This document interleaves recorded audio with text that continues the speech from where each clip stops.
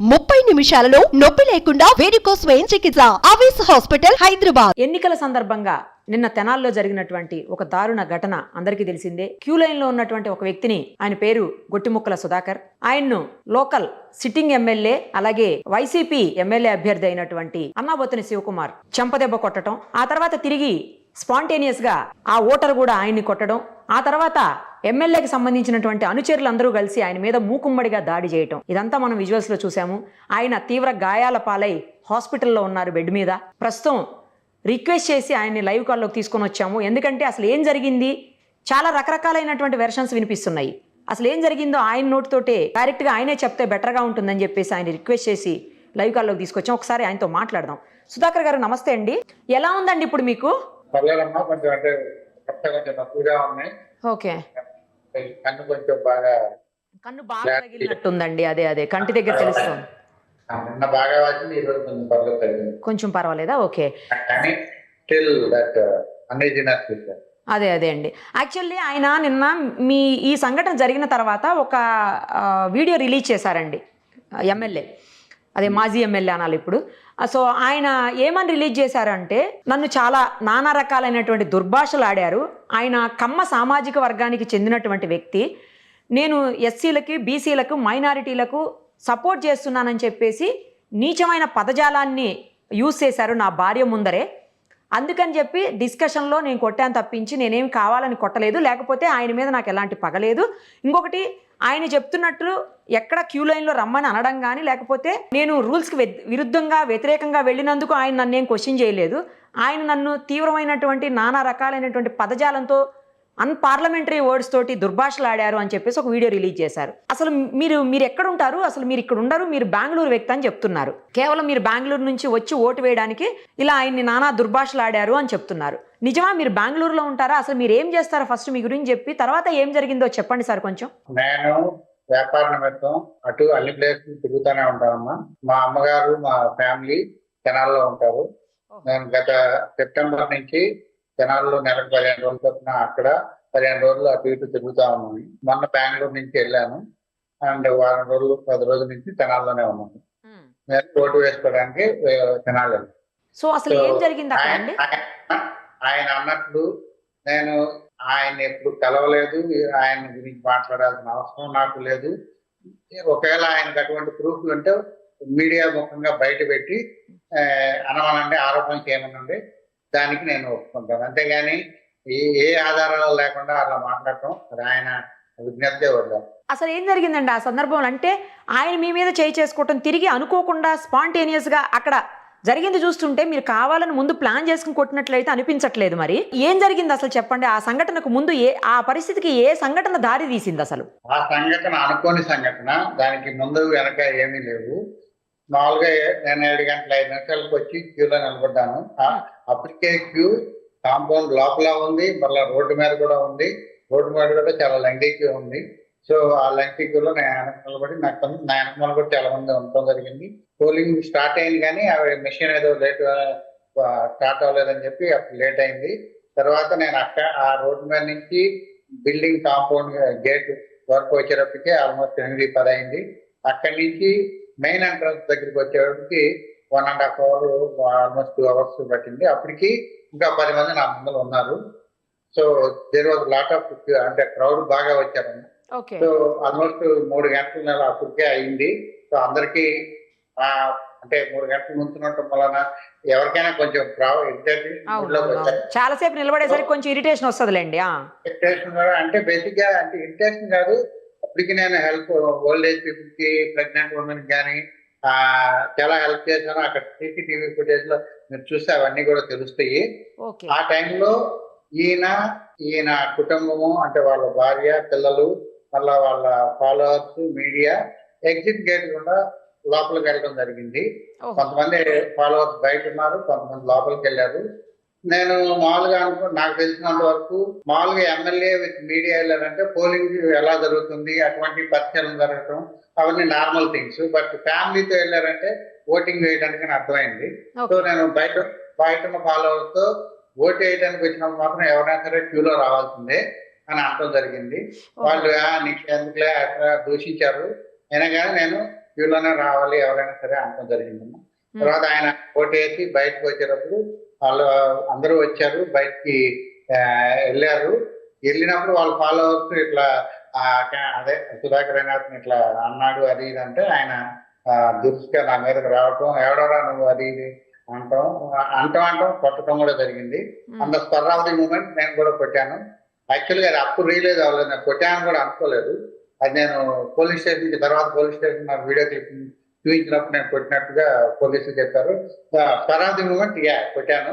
తర్వాత వాళ్ళ ఫాలోవర్స్ అందరూ నా మీద ఒక 7-8 మంది దాకా కాళ్ళు చేతులతో విపరీతంగా గాయపరిచారు. నాకు మొహము ఇదంతా రక్తంతో కూడిన గాయాలు, మొత్తం చెట్టు అంతా రక్తం అవన్నీ అవడం జరిగింది. కంటి కింద బాగా స్వెల్లింగ్ కూడా వచ్చింది. మొత్తం వీపు వెనకమాల మీరు అవన్నీ నిన్న వీడియోల్లో చూసే ఉంటారు. అంటే ఒక 10 మంది కలిసి 7-8 మంది 10 మంది కలిసి ఒక్కని చేసి కొట్టడం వల్లనే ఎలా దెబ్బలు తగ్గుతాయి మీకు తెలుసు. అలా నాకు దెబ్బలు జరిగిన తర్వాత పోలీసులు వచ్చారు. అప్పుడు పోలీసులు వచ్చి సపరేట్ చేశారు. తర్వాత ఇంకా వెళ్దాం పదండి అది ఇదని పోలీసులు అంటే లేదండి, ఆల్మోస్ట్ 3 గంటలు నేను క్యూలో ఉన్నాను, ఎన్ని దెబ్బలు జరిగినా రక్తం కారుతున్నా కానీ నేను ఓటు వేసిన తర్వాతే బయటకు వస్తాను, అప్పుడు దాకా నేను రాను అన్నాను.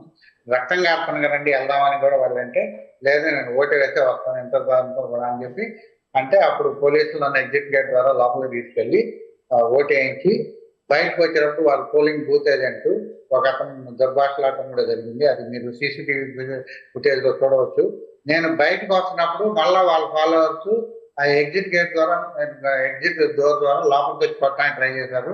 నేను అది చూసి డోర్ క్లోజ్ చేసి టవర్ బోల్ట్ గడి పెట్టడం జరిగింది. తర్వాత సిఐ గారితో సార్ ఎంతమంది బయట ఉన్నప్పుడు మీరు ప్రొటెక్షన్ తక్కువ ఉంది, సో మాక్సిమం ప్రొటెక్షన్ ఉంటే ఎందుకంటే చాలా మంది ఫాలోవర్స్ ఉన్నారు కాబట్టి అనవసరమైన గొడవలు అవాయిడ్ చేయడానికి మాక్సిమం ప్రొటెక్షన్ ఎస్పీ గారినైనా పిలవండి, తర్వాత మనం బయటకు వెళ్దామని అన్నాను. అంటే ఒక 2-3 నిమిషాలు లోపల పెట్టి బయట కన్ఫర్మ్ చేసుకుని ప్రొటెక్షన్ బాగా ఉంది అనుకున్నప్పుడు నన్ను బయటకు తీసుకొచ్చి మళ్ళీ అక్కడి నుంచి పోలీసులతో కలిసి నన్ను వ్యాన్ దాకా తీసుకెళ్ళడం జరిగింది. నేను వ్యాన్ లో కూర్చుని తలుపులేసే లోపల వాళ్ళకు ఫాలోవర్స్ వచ్చి మళ్ళీ కొట్టడానికి చాలా ప్రయత్నాలు చేశారు. కానీ ఎస్ఐ గారు బాగా హ్యాండిల్ చేసి నన్ను పోలీస్ స్టేషన్ తీసుకెళ్లి మొత్తం అడిగినంత అడిగారు ఏం జరిగిందంట. ఇదేనంటే నేను క్యూ లైన్ లో రమ్మని అన్నందుకు వాళ్ళకి అంటే ఎక్కడో దెబ్బతిన్నట్టుంది, అంటే ఎమ్మెల్యే కదా అలా అంతమైన వాట్ ఎవర్ ఇట్ మేబీ అలా అనుకున్నారు. నన్ను కొట్టడం జరిగింది. నేనైతే కొట్టలేదు అని చెప్పిన అప్పుడే నేను రియలైజ్ అయ్యాను. ఎందుకంటే వాళ్ళు నాకు వీడియో క్లిప్పింగ్ అప్పుడు చూపించారు, లేదు మీరు కూడా కొట్టారంటే ఓకే స్పర్ ది మూమెంట్ కొట్టుంటాను, కానీ ఫస్ట్ స్టార్ట్ చేసింది ఆయన, తర్వాత స్పర్ ది మూమెంట్ నేను కొట్టినట్టు తెలుస్తానే ఉంది. సో కానీ తర్వాత వాళ్ళ ఫాలోవర్స్ అంటే విపరీతంగా కాళ్ళు చేతులతో తంపడం కొట్టడం అలా జరిగిందండి. తర్వాత నా దగ్గర రిటర్న్ కంప్లైంట్ కూడా తీసుకున్నారు. తీసుకొని అయితే అప్పటికే నాకు బాగా నొప్పులు, ఈ స్వెల్లింగ్ మొహం అంతా కంటి కింద అంత బాగా స్వెల్లింగ్ అయ్యేటప్పుడు హాస్పిటల్కి వెళ్దామన్నారు. కాకపోతే బయట వాళ్ళకి సరైన ప్రొటెక్షన్ లేకపోవడం వల్ల 3.5 గంటలు నన్ను కూర్చోబెట్టారు లోపలే.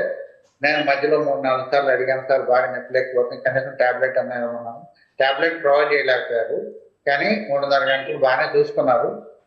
బయటకు వచ్చిన తర్వాత నాకు అప్పుడు తెలిసింది, ఎందుకంటే నాకు అప్పుడు దాకా నా దగ్గర మొబైల్, ఎందుకంటే మొబైల్ ఫోన్ నేను తీసుకురాలేదు, పోలింగ్ బూత్ లో మొబైల్ ఫోన్ తీసుకురావద్దన్నారు. తీసుకురాలేదు. బయట ఏం జరుగుతుంది నాకేం తెలియదు. సో బయట నాకు అప్పుడు మీడియా వాళ్ళు ఉన్నారు, వాళ్ళు నా దగ్గర ఇంటర్వ్యూ తీసుకోవడం అవన్నీ కూడా జరిగింది. అక్కడి నుంచి నన్ను వాళ్ళ వెహికల్ ఎక్కించి గుంటూరు జనరల్ హాస్పిటల్ తీసుకొచ్చి నన్ను అడ్మిట్ సాయంత్రం అరౌండ్ 5-5:30 టైంలో జాయిన్ చేస్తాను. అక్కడి నుంచి ట్రీట్మెంట్ జరుగుతాను. సో ఆయన ఆరోపించినట్లు, అంటే ఆయన ఒక వీడియో రిలీజ్ చేసినట్లు మీకు ఆయనకు ముందు పరిచయం కానీ, లేకపోతే మీరు కమ్మ సామాజిక వర్గానికి చెందిన వ్యక్తి కాబట్టి ఆయన్ని తిట్టారని చెప్పేసి అనడము, తర్వాత ఎస్సీలకు, ఎస్టీలకు, బీసీలకు, మైనారిటీలకు ఆయన సపోర్ట్ చేస్తున్నారు కాబట్టి అది తప్పు అని చెప్పేసి మీరు ఆయన తిట్టారు అనేది అయితే రాంగ్. వాళ్ళ భార్య ముందునే తిట్టారు, మీరు కూడా ఐతానగర్కి చెందిన వ్యక్తి అని చెప్పారు ఆయన ఆ వీడియోలో. అదంతా కూడా నిజం కాదా అండి? నాకు ఐతానగర్లో వాళ్ళ లైన్ పక్కనే, అదే వాళ్ళ ఇంటికి 2 ఇళ్ల ముందులే మా ఇల్లు, అక్కడే నేను ఉంటాను. మా ఇంకో ఇల్లు కూడా ఉంది, ఆ 2 ప్లేస్లో ఉంటాను. సో అంటే ఐతానగర్లోనే ఉంటాను. మాకు ఐతానగర్లో 2 ఇళ్ళు ఉన్నాయి. సో అక్కడ ఇక్కడ ఉంటాను. నేను అంటే ఆయన నిరాధారమైన ఆరోపణలు అయితే చేశారు. ఆయన ఇది వరకు ఎప్పుడు చేసి ఉంటే నా మీద ఏదో ఒకటి చేసి ఉండేవాళ్ళు కదా, ఇది వరకు ఎప్పుడు చేయలేరు. నిన్న స్పరాది మూమెంట్ లోనే ఆయన రావటం అదంతా జరిగింది.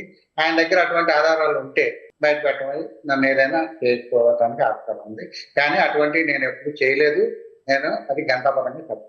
ఇది నిన్న చూస్తుంటే అంటే అక్కడ మీడియా మిత్రులతో మేము మాట్లాడినప్పుడు కానీ లేకపోతే ఆ సంఘటనని విజువల్స్లో చూస్తున్నప్పుడు కానీ అది అనుకోకుండా జరిగిన సంఘటనగా అనిపిస్తుంది తప్పించి ప్రీ ప్లాన్డ్గా, అంటే ఆయన నుంచి ప్రీ ప్లాన్ లేదు, మీ నుంచి కూడా ప్రీ ప్లాన్ అని ఏమి అనిపించట్లేదండి. అంతే, నేను దానికి కంప్లీట్ గా అసలు ఎందుకంటే నేను వచ్చింది ఓటేసి ఎల్డి, పైగా నా ఉద్దేశం ఏంటంటే తర్వాత మా అమ్మగారిని తీసుకెళ్ళి ఓటేసి టైం మిగిలితే ఆ ఏరియాలో వికలాంగులు కానీ ఇటువంటి వాళ్ళకి నేను పోలింగ్ బూత్లు ఇటువంటి హెల్ప్ చేద్దామని అనుకుని నేను వచ్చాను. కానీ అనుకోకుండా పోలింగ్ స్టేషన్ అక్కడి నుంచి గొడవ అవటం, పోలీస్ స్టేషన్కి వెళ్ళటం, తర్వాత ఇదంతా అనుకోకుండా జరిగింది. బట్ ఇటువంటి స్వరాజ్య మూమెంట్ లో జరిగినాయి కానీ నథింగ్ ఇస్ ప్లాన్. ఈ ఇన్సిడెంట్ తర్వాత మీకేమన్నా మళ్ళీ వాళ్ళకి సంబంధించినటువంటి వ్యక్తులు కానీ ఫ్యామిలీ మెంబర్స్ కానీ అనుచరులు కానీ ఎవరైనా ఫోన్ చేయటం, బెదిరించడం, మిమ్మల్ని ఏమన్నా హెచ్చరించడం అట్లాంటిది ఏమన్నా జరిగిందా అండి సుధాకర్ గారు? నాకు అంటే ఇప్పుడు కొంచెం ఒక 2 గంటల క్రితం తెలిసింది, వాళ్ళ బ్రదర్ వచ్చి ఏదో అన్నారని తెలిసింది. అదే అంటే క్లారిటీ లేదు దాని మీద, చూసుకుందాం అన్నట్టుగా ఏదో అన్నారని తెలిసింది, బట్ క్లారిటీ అయితే లేదు. మీరు ఇప్పుడు ఏమన్నా ప్రొటెక్షన్ అడుగుతున్నారా పోలీసుల్ని? ఎందుకంటే వాళ్ళు కొంచెం పై స్థాయిలో మీకంటే అన్ని రకాలుగా ఎక్కువ స్థాయిలో ఉన్న వ్యక్తులు కాబట్టి మీ జాగ్రత్తలో మీరు ఉండాల్సిన అవసరం ఉంటుంది, మీరు చెప్తున్నటువంటి వాటి ప్రకారం చూస్తుంటే. వాళ్ళ నుంచి, వాళ్ళ ఫ్యామిలీ నుంచి నన్ను ఆ ఫ్యామిలీని రక్షించాల్సిన బాధ్యత పోలీసులు చేయాలి. అది నేను కోరుకుంటున్నాను కూడా. మీరు ఇక్కడే ఉంటారా, వెళ్ళిపోతారా? తెలియదమ్మా, అది 2 రోజుల్లో ప్లాన్ చేసుకుంటాం. ఓకే, అయినా డిశ్చార్జ్ కావాలి కదలేండి ఫస్ట్. డిశ్చార్జ్ అయిన తర్వాత ప్లాన్ చేస్తాం. మిమ్మల్ని ఏం కోరుకుంటున్నా అంటే మీరందరూ నాకు ఫుల్ సపోర్ట్ ఇవ్వాలి. తప్పకుండా అండి, తప్పకుండా. మంచి న్యాయం ఎటుంటే 100% మేము అటు ఉంటాం, డౌటే లేదు. ఆల్ ది వెరీ బెస్ట్ అండి, మీరు take care of your health. Suman టీవీలో మీ పర్సనల్ అండ్ బిజినెస్ ప్రమోషన్స్ కోసం కింది నెంబర్కి కాంటాక్ట్ చేయండి.